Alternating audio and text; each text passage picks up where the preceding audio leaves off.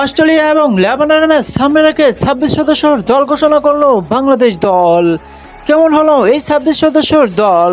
একাদশে কাকে কাকে রেখেছে কোচ সাব্বির কাবরেরা? প্রথম থেকে শুরু করা যাক। প্রথমে শুরু করি গোলকিপার পজিশন নিয়ে, যেখানে তিনজনকে রেখেছে কোচ সাব্বির কাবরেরা। চলুন তিনজনকে কাকে কাকে রেখেছে মিটুল মার্মা, মেহেদী হাসান শ্রাবণ এবং এমডি সুজন হুসাইন। তবে এখানেই সবচেয়ে বড় প্রশ্ন, অনেকে চিন্তা করছে আনিকুর রহমান জিকোকে কেন রাখা হলো না। তার প্রশ্নের উত্তর একটাই হতে পারে, ইনজুরির কারণে কিন্তু তাকে রাখা হয়নি। সবেমাত্র ব্যাক করেছে ইনজুরি থেকে, তো এই মুহূর্তে কিভাবে তাকে রাখা হবে, এই উদ্দেশ্যে কিন্তু রাখা হয়নি আনিকুর রহমান জিকোকে। এবার চলুন ডিফেন্ডে কাকে কাকে রাখা হয়েছে চলুন দেখে নেই। প্রথমে রাখা হয়েছে বিশ্বনাথ ঘোষকে।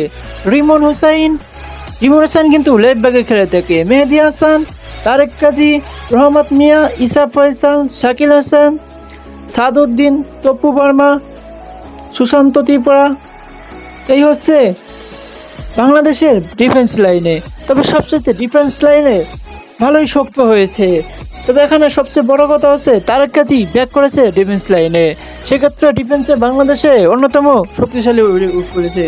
এবার চলুন মিডফিল্ডে কাকে কাকে রাখা হয়েছে।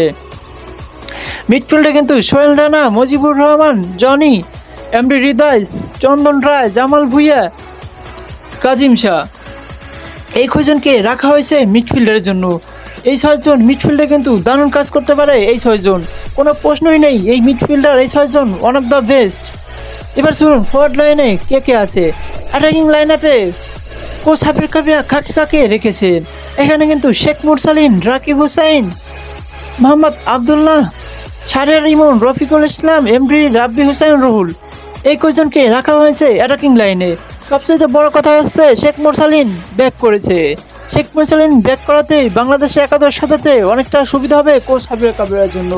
এই হচ্ছে বাংলাদেশের 26 সদস্যের একাদশ। তো আপনার কাছে কি মনে হয় এই 26 সদস্যের একাদশ নিয়ে লেবানন এবং অস্ট্রেলিয়ার বিপক্ষে বাংলাদেশ কি করতে পারবে? এবং আপনার যে কোনো প্রশ্ন থাকলে অবশ্যই কমেন্ট বক্সে ড্রপ করে যেতে পারবেন। এবং যে কোনো স্পোর্টস আপডেট পেতে অবশ্যই আমাকে সাবস্ক্রাইব করে রাখুন। Thank you so much for watching me.